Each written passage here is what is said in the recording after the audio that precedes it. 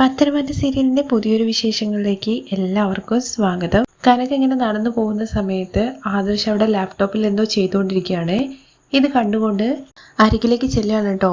കനകയെ കണ്ട ഉടനെ തന്നെ എണീറ്റ് നിൽക്കുന്നുണ്ട്. സുഖമല്ലേ മോനെ എന്നുള്ള കാര്യം ചോദിക്കുമ്പോൾ അതെ ആന്റി സുഖമാണ്. എല്ലാവരുടെയും സംസാരത്തിന്റെ ഇടയിൽ എനിക്ക് ആന്റിയുടെ അടുത്ത് ഒന്നും പറയാൻ വേണ്ടി സാധിച്ചില്ല എന്ന് പറയുമ്പോൾ കുഴപ്പമില്ല മോനെ, എനിക്ക് മനസ്സിലായി. എന്ത് ചെയ്യാനാ, ആ നവ്യ ഒരു ബോംബ് പൊട്ടിക്കുന്നത് പോലെ ഒരു കാര്യം പറഞ്ഞപ്പോൾ ഞാനങ്ങ് പാല് തിളച്ചു പൊന്തുന്നത് പോലെ അങ്ങ് തിളച്ചു പൊന്തിയതാണ്. അവിടെ എല്ലാവരുടെയും മുമ്പിൽ വെച്ചിട്ട് അവൾ എന്തൊക്കെയോ പറഞ്ഞു. പക്ഷെ അത് പോരാഞ്ഞിട്ട് റൂമിലേക്ക് കൂട്ടിക്കൊണ്ടുപോയിട്ട് പറഞ്ഞ കാര്യങ്ങളുണ്ടല്ലോ. കല്യാണം കഴിഞ്ഞത് മുതൽ അബി അവളെ ഒരു ഭാര്യയായിട്ട് കണ്ടിട്ടില്ല.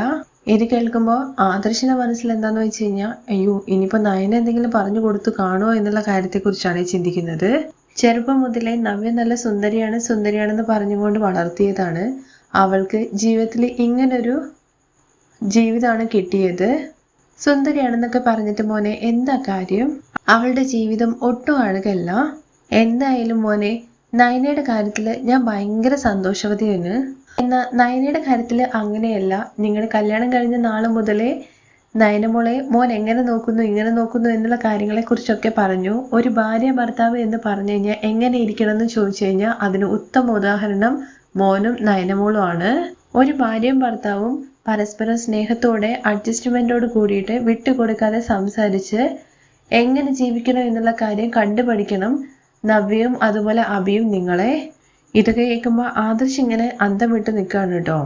തുടർന്ന് കനക പറയുന്നുണ്ട്, മോനെ പോലത്തെ ഒരു മരുമകനെ കിട്ടിയതിന്റെ പേരിൽ ദിവസവും ഞാൻ ദൈവത്തിനോട് നന്ദി പറഞ്ഞുകൊണ്ടിരിക്കുകയാണ്. ഇത് കേൾക്കുമ്പോൾ ആദർശ് നൈസായിട്ട് ഒഴിഞ്ഞു മാറാൻ വേണ്ടിയിട്ട്, ആന്റി എനിക്ക് പ്രധാനപ്പെട്ട ഒരു കാര്യം ചെയ്യാനുണ്ട്, ഞാൻ അത് ചെയ്തോട്ടെ എന്ന് ചോദിക്കുമ്പോൾ, അയ്യോ മോനെ നമ്മൾ എന്ത് പ്രധാനപ്പെട്ട കാര്യമാണ് പറഞ്ഞുകൊണ്ടിരിക്കുന്നത്, അതിൻ്റെ ഇടയ്ക്ക് ഇങ്ങനെ പോയാൽ എങ്ങനെ ശരിയാവുക? മോനെ, ഒരു ഭാര്യയെ കുറെ പണം കൊണ്ട് മൂടിയിട്ടോ അതോ ഡ്രസ്സ് മേടിച്ചു കൊടുത്തിട്ടൊന്നും ഒരു കാര്യമില്ലല്ലോ. അവളെ സ്നേഹം കൊണ്ട് മൂടണം. അവനാണ് യഥാർത്ഥ ഭർത്താവ്. അതാണ് ഒരു ഭർത്താവിന്റെ കടമ. അത് എന്തോരം മോൻ ചെയ്യുന്നുണ്ട് എന്നുള്ള കാര്യം ഞാൻ ദിവസവും കാണുന്നുണ്ട്. ഇപ്പം കൂടി നയനമോള് ആദർശ് കുറിച്ച് പറഞ്ഞതേ ഉള്ളൂ. മോനെ നയനമോളോട് ഭയങ്കര സ്നേഹമാണെന്നും പിന്നെ എന്നെടുക്കാണ്ട് മോൻ നോക്കിക്കൊണ്ടിരിക്കുകയാണെന്നൊക്കെയാണ് അവള് ഭയങ്കര പെരുമയോട് കൂടിയിട്ട് പറഞ്ഞത്. ഒരിക്കലും നയനമോള് ആദർശ് മോനെ വിട്ടുകൊടുത്ത് സംസാരിക്കില്ല. അവൾക്ക് സ്വർണത്തിനോടും മറ്റൊന്നിനോടും ഒരു താല്പര്യവും ഇല്ല. മോനും അതുപോലൊക്കെ തന്നെയാണല്ലോ. ഒരിക്കലും മോനെ പോലെ ഒരു മരുമകനെ കിട്ടുമെന്ന് ഞാൻ വിചാരിച്ചതേ ഇല്ല. എത്ര ജന്മം കഴിഞ്ഞു കഴിഞ്ഞാലും ആദർശ് മോൻ തന്നെ നയനമോൾക്ക് ഭർത്താവായി കിട്ടണം എന്നുള്ള കാര്യത്തെക്കുറിച്ച് ഞാൻ പ്രാർത്ഥിക്കാത്ത ദിവസങ്ങളില്ല മോനെ. ഇതൊക്കെ കേട്ടിട്ട് ആദർശ് ഇങ്ങനെ സ്റ്റക്കായിട്ട് നിൽക്കാൻ കേട്ടോ. ഞാനെന്ന് പറയുന്നുണ്ട്, മോൻ എന്തോ ജോലി ഉണ്ടെന്ന് പറഞ്ഞില്ലേ, മോൻ ചെയ്തോ, ഞാൻ വരട്ടെ എന്ന് പറഞ്ഞിട്ട് അവിടുന്ന് പോവാണ് കേട്ടോ കനക അങ്ങ് മാറിപ്പോകുന്ന സമയത്ത് ആദർശ് മനസ്സിൽ വിചാരിക്കുന്നത്, അയ്യോ ഇങ്ങനെയൊക്കെ പറയുന്നുണ്ടല്ലോ, പക്ഷെ ഇത് അവരെല്ലാം അറിഞ്ഞിട്ട് സംസാരിക്കുന്നതാണോ ഒന്നും അറിയാതെ സംസാരിക്കുന്നതാണോ ഒന്നും മനസ്സിലാവുന്നില്ലല്ലോ എന്നുള്ള കാര്യത്തെക്കുറിച്ചാണ് കേട്ടോ. ഇത് കനക കാണുന്നുണ്ട് കേട്ടോ. എന്നിട്ട് സോറി മോനെ എത്ര തങ്കപ്പെട്ടവനാണെന്നുള്ള കാര്യം എനിക്ക് നന്നായിട്ട് അറിയാം. ഓരോരുത്തരെയും എന്തോരം കെയർ ചെയ്തിട്ടാണ് ഓരോരോ കാര്യങ്ങൾ ചെയ്യുന്നതെന്നുള്ള കാര്യവും എനിക്കറിയാം. പക്ഷെ എന്തുകൊണ്ടാണ് നയനമോളുടെ വിഷയത്തിൽ മാത്രം മോൻ എങ്ങനെ ചെയ്യുന്നതെന്നുള്ള കാര്യം മനസ്സിലാവുന്നില്ല. ഒരമ്മ എന്നുള്ള രീതിയിൽ എനിക്കിതൊന്നും കണ്ടില്ലെന്ന് നടിക്കാൻ വേണ്ടി പറ്റില്ല. അതുകൊണ്ടാണ് നേരെ ചോദിക്കാതെ തല തിരിച്ച് ഞാൻ എല്ലാ കാര്യങ്ങളും ചോദിച്ചത്. എന്തായാലും ദൈവമായിട്ട് മോന്റെ മനസ്സിൽ നല്ലൊരു തീരുമാനം എടുക്കാനുള്ളൊരു മനസ്സ് തരട്ടെ എന്ന് പറഞ്ഞിട്ട് കനക അവിടുന്ന് ചിരിച്ചുകൊണ്ട് പോവുകയാണേ. തുടർന്ന് കാണിക്കുന്ന കനക നേരെ ചെന്നിട്ട് ജലജയുടെ റൂമിൽ ഇരിക്കുകയാണ് കേട്ടോ. കനകയുടെ ഇരിപ്പ് കണ്ടിട്ട് ജലജയ്ക്ക് അത്ര അങ്ങ് ഇഷ്ടപ്പെടുന്നില്ല കേട്ടോ. വരുന്ന സമയത്ത് ഇവൾക്ക് എന്ത് ധൈര്യമാണ് എൻ്റെ റൂമിൽ കയറി ഇരിക്കാൻ വേണ്ടിയിട്ട്. എന്ത് ചെയ്യാനാ, ഇവളടിച്ച് പുറത്താക്കാൻ വേണ്ടി പറ്റില്ലല്ലോ. അതിനുള്ള അവകാശവും അധികാരവും ഇവൾക്ക് കിട്ടിക്കഴിഞ്ഞല്ലോ. തുടർന്ന് കനകെ വീട്ടിൽ പ്രത്യേകിച്ച് പണിയൊന്നുമില്ലെന്ന് തോന്നുന്നു. നല്ല ഭക്ഷണം കഴിച്ചിട്ട് ശരീരം പുഷ്ടിപ്പെടുത്താൻ വേണ്ടി വന്നതുപോലെ ഇരിക്കുന്നല്ലോ.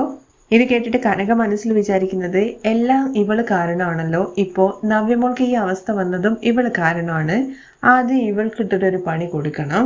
തുടർന്ന് ചിരിച്ചുകൊണ്ട് കനക ജലജയ്ക്ക് അരികിലേക്ക് ചെല്ലുകയാണ് കേട്ടോ. കനക ചിരിക്കുന്ന കണ്ടിട്ട് ജലജ ചോദിക്കുന്നുണ്ട് എന്തേ എന്നുള്ള കാര്യം. ഒന്നുമില്ല, കുറെ നാളായിട്ട് ഒരു എലി എന്നെ ശല്യപ്പെടുത്തിക്കൊണ്ടേയിരിക്കുന്നു. ചെയ്യണമെന്നുള്ള കാര്യം ഞാൻ ചിന്തിച്ചുകൊണ്ടിരിക്കുകയായിരുന്നു. അതുകൊണ്ട് നിങ്ങൾ വന്നത് ഞാൻ കണ്ടില്ല. അതെ ആ എലി എൻ്റെ സാരി കടിച്ച് നാശിപ്പിച്ചു. ആ എലിയെ ഉടനെ തന്നെ എന്തെങ്കിലും ചെയ്യണം, അല്ലെങ്കിൽ അടിച്ചു കൊല്ലണം. എന്താ കനകെ, തേടി വന്ന ആ എലിയെ കണ്ടുപിടിച്ചിട്ട് കൊല്ലണ്ടേ? ഇത് കേൾക്കുമ്പോൾ കനക മുടി അങ്ങ് കെട്ടിയിട്ട് സാരി അങ്ങ് കുത്തുന്നുണ്ട്. എന്നിട്ട് ചോദിക്കുന്നുണ്ട്, നിങ്ങൾ മനസ്സിൽ എന്താ വിചാരിച്ചിരിക്കുന്നത്?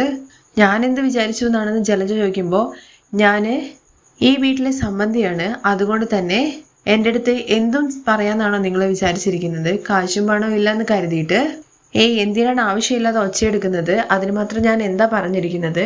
ആവശ്യമില്ലാതെ എന്തിനാ സീൻ ഉണ്ടാക്കാൻ നടക്കുന്നതെന്നൊക്കെ ചോദിക്കാൻ കേട്ടോ ജലജ.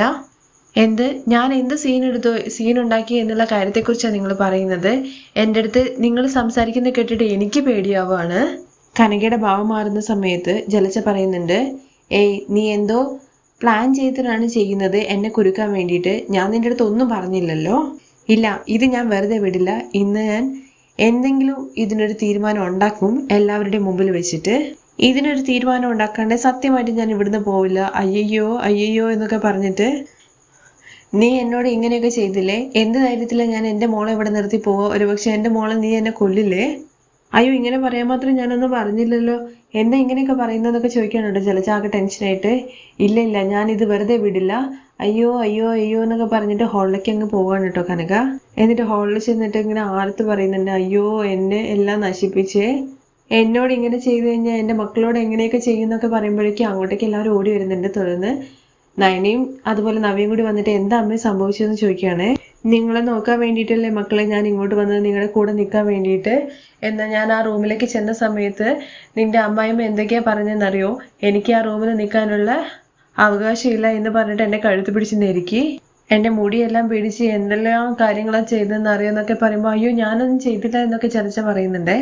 ഇങ്ങനെയൊന്നും എന്നോട് ചെയ്യുന്ന ഞാൻ ഒരിക്കലും വിചാരിച്ചില്ല. എൻ്റെ മക്കളെ നിങ്ങൾ രണ്ടുപേരും ഞാൻ എന്ത് വിശ്വാസത്തിലാണ് ഇവിടെ നിർത്തിയിട്ട് പോവുക? എന്നെ എടുത്ത് ഇങ്ങനെയൊക്കെ ചെയ്തിട്ടുണ്ടെങ്കിൽ എൻ്റെ മക്കളെ എന്തെല്ലാം കാര്യങ്ങൾ ചെയ്യും? അങ്ങനെ മൂക്കൊക്കെ ചീറ്റുന്നൊക്കെ ഉണ്ട് കേട്ടോ. ഇത് കണ്ടിട്ട് ദേവയാനി, അയ്യോ ഒന്ന് നിർത്തോ, എന്താണ് ആദ്യം സംഭവിച്ചെന്നുള്ള കാര്യം പറ, എന്നിട്ട് ഈ ഹോളിൽ നിന്നിട്ട് കരയെന്നുള്ള കാര്യം പറയുമ്പോൾ, എനിക്ക് ഈ ഹോളിൽ നിന്ന് കരയാനുള്ള അവകാശം പോലും ഇല്ല. പക്ഷെ എന്നെ ആ റൂമിൽ കൂട്ടിക്കൊണ്ടുപോയിട്ട് അവിടെ എന്തൊക്കെയാ ചെയ്തതെന്നുള്ള കാര്യം അറിയോ?